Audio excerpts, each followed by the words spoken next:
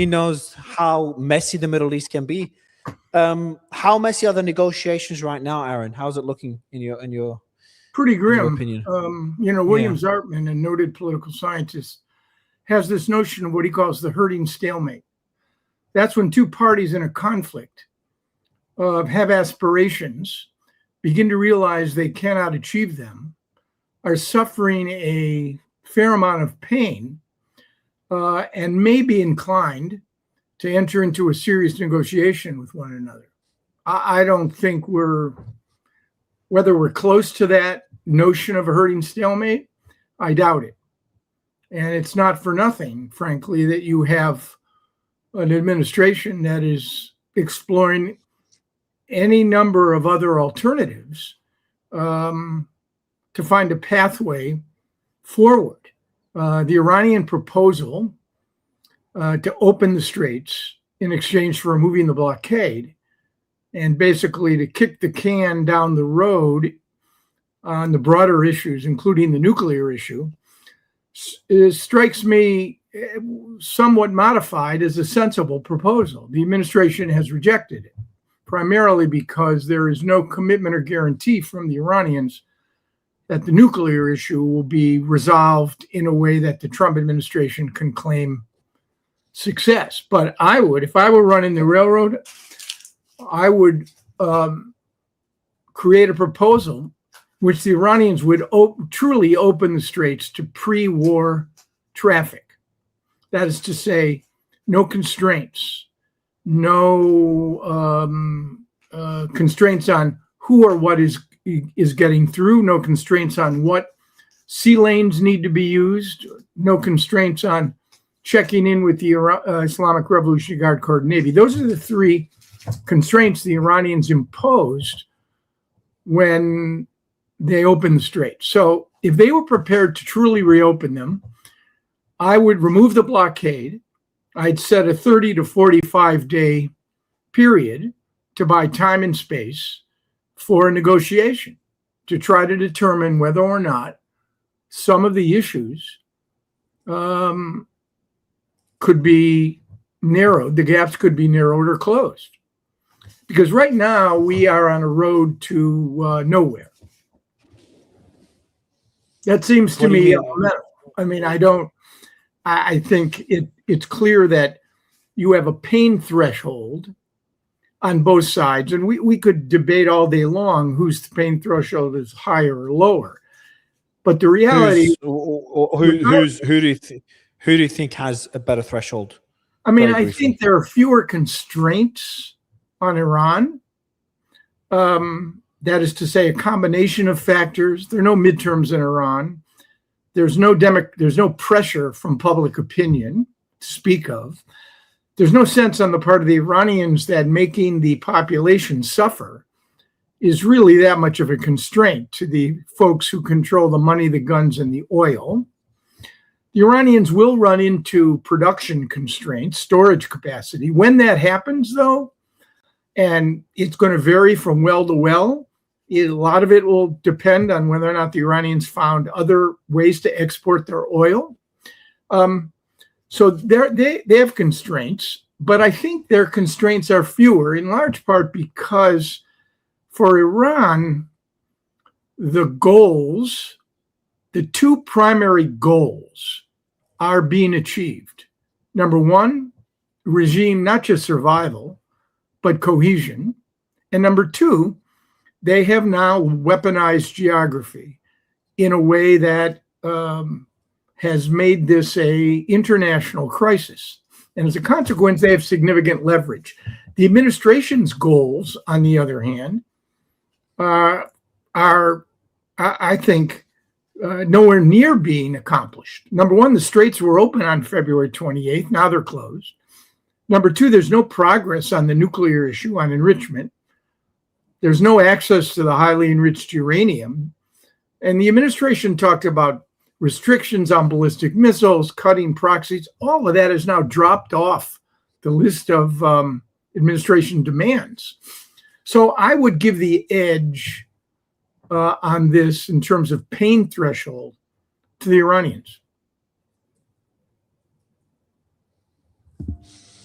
So you said this is going nowhere. Actually, no, I've got a good question for you because you've been part of these negotiations. How do we know whether the rhetoric is what's being said publicly? How different or similar is it to what's happening behind the scenes? Well, I mean, here's the thing. Here's a problem, Mario. Behind the scenes with the Iranians is not, this is a negotiation, a sort of idiosyncratic negotiation. My negotiation experience were Israel, Egypt, Israel, Syria, Israel, Jordan, Israel, Palestinians, where the U.S. was a broker. And there were stated public positions with enormous amount of back channel, quiet diplomacy, secret diplomacy, discreet diplomacy, because there was a degree of confidence and trust between the parties, which the U.S. could exploit. Here, not only do you have this fundamental asymmetry that exists between the U.S. and Iran, there's zero trust and confidence. There don't appear to be any back channels. As I mentioned to you during our last conversation, you can't do this on the back of a cocktail napkin. You can't do it on a cell phone, no matter how well-intentioned the mediators, facilitators, the Pakistanis, the Omanis may be. You're going to need face-to-face negotiations. And we don't have them. So to construct a pathway out of this through diplomacy, you need things that right now just don't exist. And I would say with some authority, even though when I was working, I think that the amount of stuff that the public didn't know was huge. I don't think there's a whole lot when it comes to the negotiations that you and I don't know. So what you see is what you get. I have a piece with a colleague coming out in Foreign Policy magazine either today or tomorrow, which argues that we need to change our entire frame of reference with respect to this conflict. And the conceit of the piece is, this is just another round it's one that has second and third order consequences, which are quite profound, unlike the other rounds. But this is just another round in a 47-year-old struggle between Iran and the United States. There are no definitive endings. There are no comprehensive agreements. There are no transformations. There will be more rounds, regardless of how this ends. And I think anyone dealing with the U.S.-Iranian relationship over the past 50 years would have looked at this and they would have said to you, if you asked them, well, how is this going to end? The answer almost certainly would be with no finality. And we begin the third month of the war, Mario, on Tuesday. And I mentioned to you before, Uppsala University and University of Chicago studied every conflict since 1815. The average length of an interstate conflict since 1815 is roughly 3 to 4 months. Many wars last longer than that. But we're beginning the third month of the war, and it shows no prospect, none, zero, of ending. And I think we could find ourselves a month from now, you and I, having the same conversation. Because the options that the administration is considering, number one, a short, powerful set of military strikes. That's one. Number two, keeping the blockade on for another 4 months. That's another one. Number three, opening the straits through force. And let me be very clear. If this administration decided that it wanted to open the straits, they have the capacity. It's a months-long operation. It requires naval, air, and ground assets, but they have the capacity to do it. It's just not efficient. And it will basically involve the United States in a prolonged presence on the littoral of the straits. And even then, to do it in the face of Iranian drones and ballistic missiles will mean American casualties. And there'll be no support from the Europeans or the Chinese or the Russians. So all I'm suggesting to you is the options that are out there don't create the kind of confidence that we're now we're winding this down. I don't see that. My proposal, not mine, others have suggested it, in my judgment, needs to be accepted. You open up the straits, you drop the blockade, you set a 45-day period for negotiations. If they don't work, then you can reimpose. But right now, I just don't see another alternative here. The problem is if you open up the blockade right now, economically, they could just send out so many cargo ships and have another massive flotilla of kind of floating reserves as they did prior to the war, preparing for a blockade. And then imposing a blockade again would take months to take effect. No, the U.S. Navy is, first of all, the Navy has set up a net. It's not even anywhere near the straits. It's sitting out there. I don't know how many destroyers. They have 2 carrier strike groups. The Gerald Ford is returning to Virginia after 300 days. They have the Abraham Lincoln. They have the George H.W. Bush. Maybe there's a third that's replacing the Ford.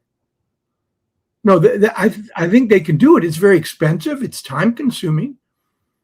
But come on, in 40 some days, you have 13, the Pentagon says 14 Americans killed and 400 wounded. Casualties is not the constraint here. Money is not the constraint.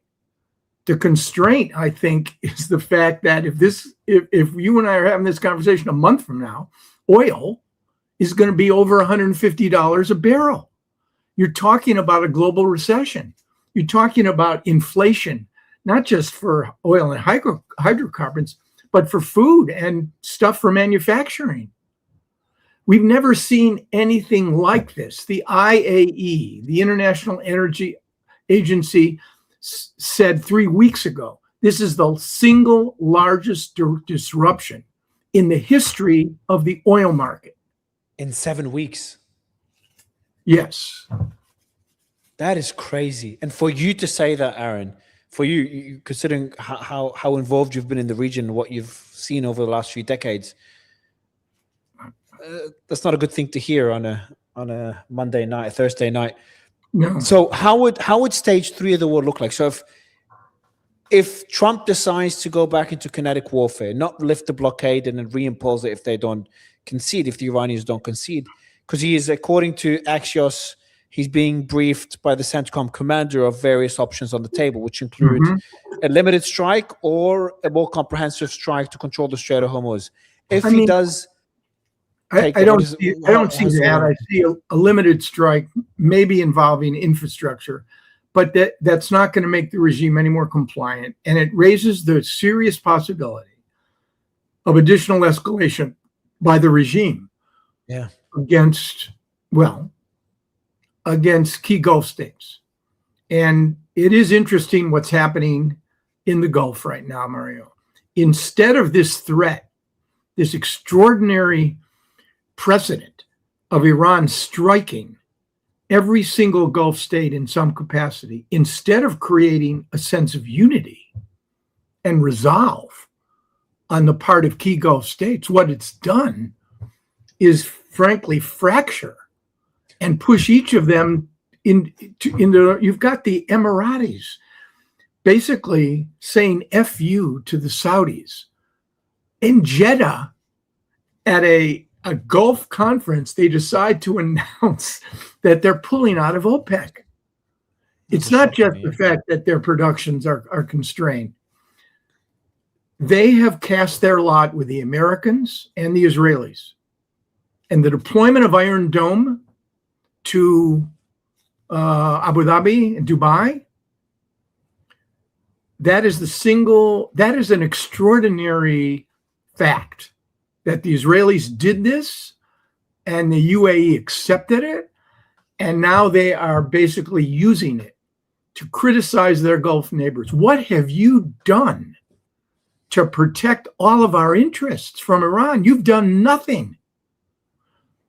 So this is widening the split between the Emirates and the Saudis, and throwing into sort of disarray any hope that the GCC or some new alignment would rise up and collectively defend Gulf interests. It just enhances, Mario, how vulnerable the Gulf states are and how acute the Iranian threat is.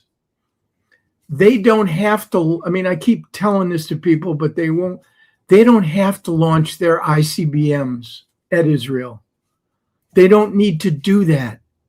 They have weaponized their geography, and they have found the two weak points, not just in the Arab world's system, but in the international global economy's system. And they're maximizing their advantage, which is why we're still having this conversation after the world's most impressive and powerful military, combined with the region's most impressive and powerful military, the US and Israel, cannot impose their will on a economically bankrupt and fractious middle power. This is not China. This is not Russia.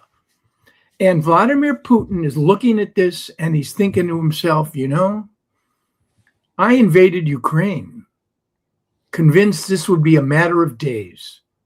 They would capitulate, they would surrender. I'd put a puppet government in there. And here we are, Mario, 4 years this February into a war where a country 3 times the size of Ukraine with an industrial base 4 times its size cannot impose its will on this country.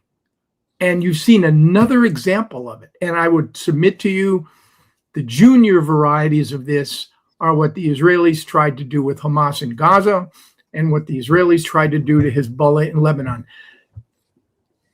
I mean, to me, it's just a fundamental reminder that military power alone, no matter how comprehensively or brilliantly deployed, is only a means. It's a tool.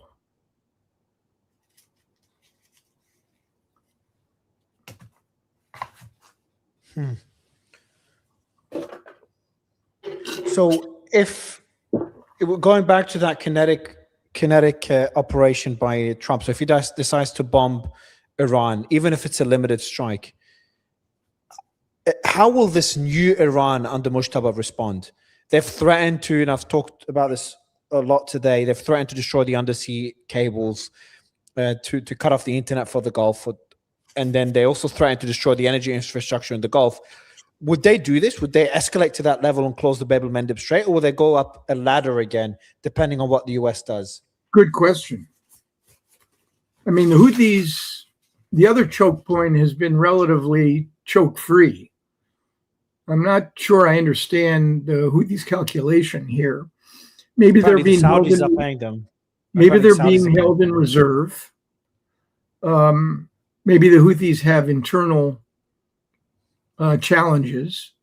They're not interested right now in opening up the box with the Americans. But I think you can't rule out the scenario which involves of escalation that you've just identified. And then where do you go? So I'm not sure I understand. I mean, I think what's driving the administration is the need to do something, because they don't have answers. Pete Hegseth was on the Hill, and he was incredibly argumentative and accusatory, but he and General Kane could not answer the questions. Where are you going with this? And how long is it going to take? And I don't I think they, think they don't know. we can't answer that. I think it's They impossible. can't answer. They can't answer that. So how the hell we're No. going to answer it when they still haven't figured it out? How big of a role is? We have never talked about this. What is Israel's role in all this? You've got two camps. One of them is Israel dictates everything. The other one is Trump tells Israel what to do. How much influence do they have? Well, the Israelis were responsible for sure for the timing of this war. You said timing. That's an important point. You said timing. So the war was inevitable in a way. I think Trump, timing... we talked about this. I think Trump laid the basis for this conflict when in January, he basically said help is on the way during the protests. Yeah. He raked the regime over the coals for killing thousands of people. Then he deployed. That was step one.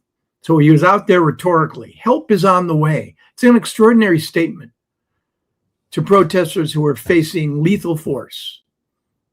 Innocent, courageous, brave Iranians facing lethal force listens to the most powerful leader of the most powerful country in the world say help is on the way. Well, help didn't come. So Trump moves then to phase two. He deploys the largest single demonstration of American naval, air, and military assets since the Second Iraq War. So now he said help is on the way. Now he's got all of this stuff out there. So Netanyahu comes to him on February 26th and says, we have information that Ali Khamenei and others will be in place certain at time certain. And Trump cannot pass this opportunity, just as he could not pass up in June of last year to be the first American president to strike Iranian nuclear sites without causing a regional war and without triggering any sort of meaningful Iranian response. So he got away with that. He got away with killing Qasem Soleimani in January of 2020. So Netanyahu calls him and says, so Trump says, yeah. So Netanyahu is pushing on a very, very, very open door. I think it, the notion that a clever Israeli prime minister cons an American president into going to war, I think is just wrong. I think Trump wanted to do this. I think he was looking for a rationale. And I think the Israeli briefing, the head of the Mossad by David Barnea, lays out the case for regime change. Somewhat surprised by Barnea's presentation. He's such a good analyst and very level-headed. Whether he believed what he was saying or not, he was clearly wrong. So that's step two. Step three is the president's son-in-law, Jared Kushner and Steve Witkoff, tell him on the 26th, 27th, boss, dad, the negotiations are going nowhere. Then that completes the trifecta. So why would they say that to him? Because they believed it, or they didn't understand exactly what the Iranians were proposing. Look, as far as I'm concerned, there was not a chance of those negotiations succeeding. Oh, okay, wow. And I think that the Israelis have played a critical role in how the war begins. They will not play a critical role in how the war ends. Agree. Well, hopefully you're right, and that's what I believe as well. Because why? Well, because first of all, the issue now is the Straits and the nuclear issue. If Donald Trump wants to do a deal with Iran to get out of this war, he is not going to let Benjamin Netanyahu's requirements stop him. Could he make a deal at the detriment of Israel? Like, hey, keep your axis of resistance. We'll lift some of the sanctions, the secondary ones, the ones he could do with executive order, or I think the primary or secondary ones. We'll unfreeze some of your assets, open the Strait of Hormuz, charge a fee for X number of months. We'll take 5%. Somehow the Iranians agree because he unfroze his assets. And that would be a nightmare for Israel. Could that scenario unfold? I don't think not as baldly as the way you described it. I think that proxies as a requirement are off the table. I think significant restrictions on Iraq's ballistic missiles are off the table. Regime change, which is a third Israeli requirement, is off the table. The one issue where Trump needs something, at least a decent story to tell the Israelis, is the enrichment issue. That's where I think he's going to be hesitant to compromise. He needs that. Forget Netanyahu. Yeah. He needs that to justify what all of this has been about. Yeah. And the Iranians would be wise to give him that. I'm sorry, what? Well, the Iranians would be wise, in my opinion, to give him that for the right concessions. I mean, they're going to demand stuff in return, but I would think yes. But again, we don't. What I really don't know, and I have great respect for the people who study Iran. I've had a couple of them on the show. I have at Carnegie. I've talked to others. There are 3 or 4 really good analysts. Suzanne Maloney at Brookings, Danny Zitrinovich, who works for the Israeli Institute of National Security Studies, Ali Vaz, who works for the International Crisis Group. And there are others. Ray Takei, who works for CFR.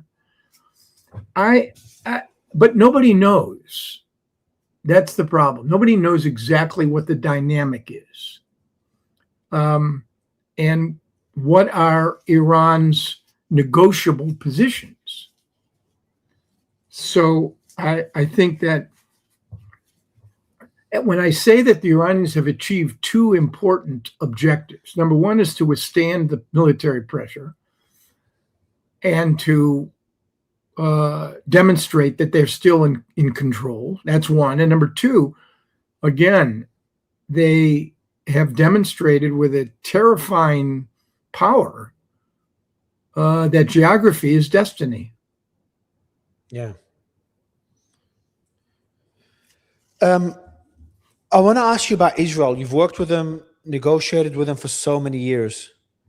Just explain to me, what is their goal? What is Netanyahu's goal? Well, first of all, Israel, I mean, we're talking about, I had experience with a half a dozen Israeli prime ministers in the negotiations. And, to describe to you what Yitzhak Rabin wanted, what Shimon Peres wanted, what Ariel Sharon wanted, what Ehud Barak wanted, what Benjamin Netanyahu wanted, it's hard. You have a situation in which the Arab-Israeli if you looked at the Arab-Israeli confrontation line in 1948, and you looked at the Arab-Israeli confrontation line in 2026, even the most hard-bitten pessimist and cynic would have to concede the fact that there has been a fundamental transformation in the relationship between Israel and its neighbors. You have 2 imperfect but highly functional treaties of peace. One concluded between Israel and Egypt in 1979. One concluded between Jordan and Israel in October 1994. You have 3 other agreements. One between Israelis and Palestinians, one between Israelis and Lebanese, and one between Israelis and Syrians, which have not come to fruition. And in my judgment, it's hard for me to imagine how you consummate those 3 other sets of negotiations. You also have the Abraham Accords, of course, and specifically the relationship between Israel and the Emiratis, which, contrary to a lot of conventional analysis, has gotten stronger, not weaker, as a consequence of Iran's strikes. It's obvious now. Israel had the Iron Dome in the UAE. Right. If you ask me look, Benjamin Netanyahu was the longest governing prime minister in the history of the state of Israel. He now presides over the most extremist right-wing government in the history of the state of Israel. You have 2 ministers, Bezalel Smotrich, Itamar Ben-Gvir, who are outspoken racists. They believe in Jewish supremacy.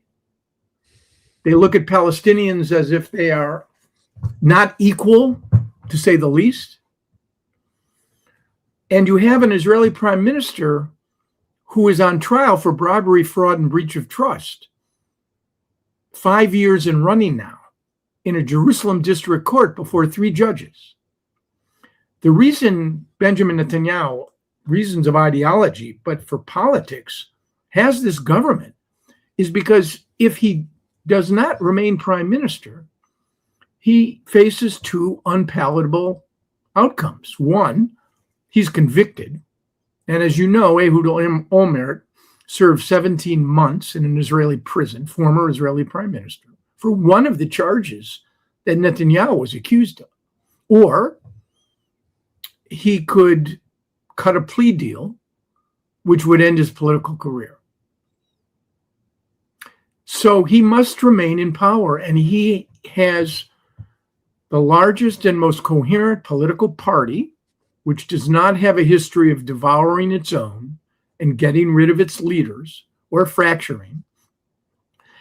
And he is the most skilled politician, ruthless politician, I think, in the history of the country. And I think on the 2 core questions, Israel just turned 78, country just over 10 million people. On the 2 core questions, I find this to be stunning, but it's true. The majority of those 10 million Israelis, there is no majority for what the boundaries of the state should be or what the identity of the state should be. Those 2 questions, Mario, are still open. And Israel has its own internal reckoning.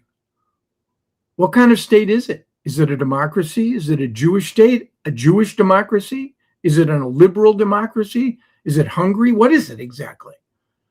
Because Netanyahu has opened up, aside from the occupation, which is very hard.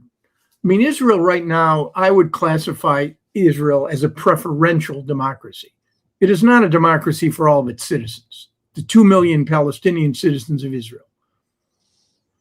And clearly, it's no democracy for the 5.5 million Palestinians that it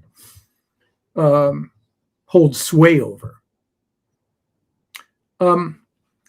I see almost no chance that the Israeli-Palestinian issue will be resolved in the way we were thinking of resolving it at Camp David in July 2000. I just don't see how. Too much trauma for both sides, too much fracturing, too much violence, too much pain, too much anger. And that's a real problem. Israel, Lebanon, we've seen wonderful meetings in Washington, but we're a long way away from anything you and I would regard as an Israeli-Lebanese peace treaty. And even though the U.S. has brokered Israeli-Syrian negotiations, which fascinating story, between senior Israeli officials and Ahmed Shara, formerly head of al-Nusra, the al-Qaeda derivative in Syria, talking to the Israelis about security arrangements. I don't lose hope, Mario, because I have 2 children. Well, I have grown children, but I have 4 grandchildren. And since neither you nor I can see what's in front of us, for good or ill, we just can't see what's in front of us. I encounter people, Mario, who say to me, Aaron, you're dreaming. There'll never be anything like peace between Israelis and Palestinians. And I'm a moderate human, so I don't yell and scream at these people. But I wonder in my own mind, how can they say that? How can they know that? No one ever believed apartheid would end the way it ended. South Africa has major challenges. But Mandela and de Klerk were able to create a transition, a pathway out of this. I continue to believe that there is an answer, and it involves separation through negotiations. Maybe it's a confederation, maybe it's two states. I have no idea, because right now, neither of those two things are on the horizon. Only violence, occupation, and Gaza, which is dysfunctional, divided, and unfortunately, not just sporadically violent, but for the roughly 2 million Palestinians who live in the 47% that Hamas controls. You have profound problems with shelter and sanitation, inadequate medical care, food insecurity, children who are not being educated. Not for 4 years. What are we, October 2023? Not for 3 years. I mean, think about the trauma of young Palestinians who've grown up, teenagers, 15-year-olds on October 7th. And by the way, that also applies to the trauma that Hamas inflicted on Israelis for those 48 hours in the wake of October 7th. The indiscriminate killing of civilians, the sexual predation, the mutilation, the taking of hostages.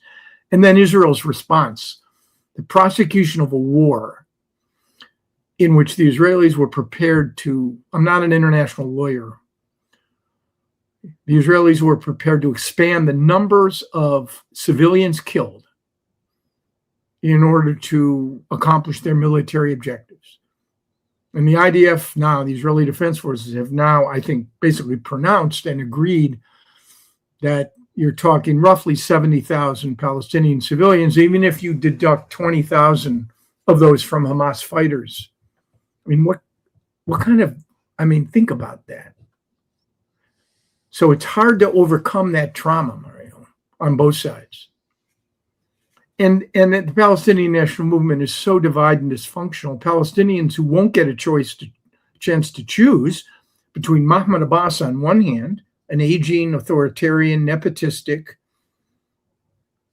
leader, and Hamas on the other, who, in doing October 7, exposed an entire population to the ferocity of the Israeli military. Maybe willfully, I suspect. So I mentioned this to you before. I borrow a phrase from the last president, American president, who ever had a real emotional impact on me, was John F. Kennedy. He was assassinated, I was 12. But Kennedy described himself as an idealist without illusion. And that's where I am. That's where I've been for a long time. I'm not going to say never. It's morally unconscionable. I won't say never here as I watch American democracy erode and effective constitutional governance in this country and the aggrandizement of presidential power on a scale we've never experienced before. Now, I think I made this point to you last time we talked. When the founders drafted the U.S. Constitution, they mentioned the word I. And someone asked me years ago, why is the word I mentioned in the U.S. Constitution? I couldn't figure it out. Why would they want to put a personal pronoun in there? We the people, I can see that, but why I? And you know why it's in there? Because they took the inaugural oath that the President of the United States takes, and they put the entire oath in Article 2. And it was a reminder that the document is the source of authority. Popular sovereignty, the people are the source of authority. And it's a reminder to those who hold the office that they are subordinate to those things. And this president has no conception of that.